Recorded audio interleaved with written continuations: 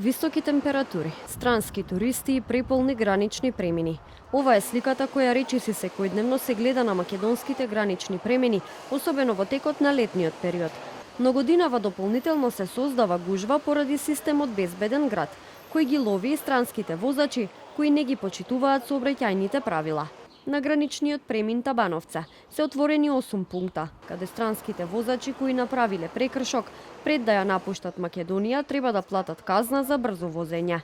Телевизија 24 денеска направи обиколка низ Табановце.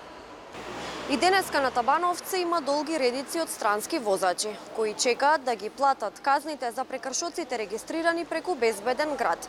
Тие револтирано велат дека чекаат со часови и дека во иднина ќе се трудат да избегнуваат да патуваат низ Македонија. Велат дека подобро е казните да се плаќаат веднаш на пасошка контрола, а не возачите да се пренасочуваат на посебно одредени места.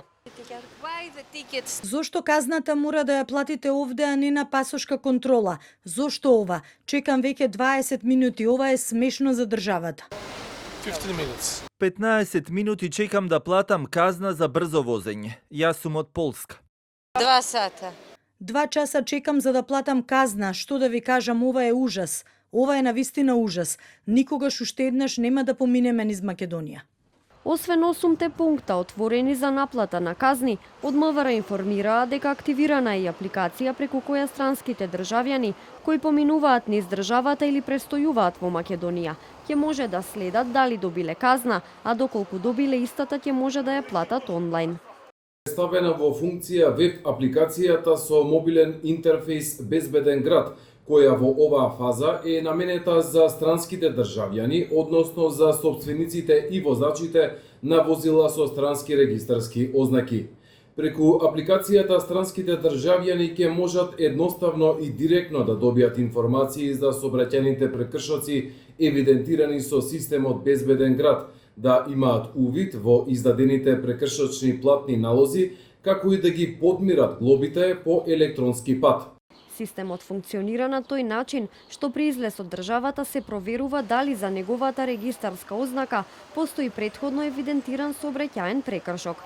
Доколку има неплатена казна, возачот се известува за прекршокот и се упатува на пунктот каде што може да ја регулира обврската. По хаосот што се создава на граничните премини, странските туристи најавија дека во иднина ќе избегнуваат Македонија и ќе патуваат преку Бугарија. Но и таму веќе со години функционира сличен систем за евидентирање на сообраќајни прекршоци, а казните се поголеми.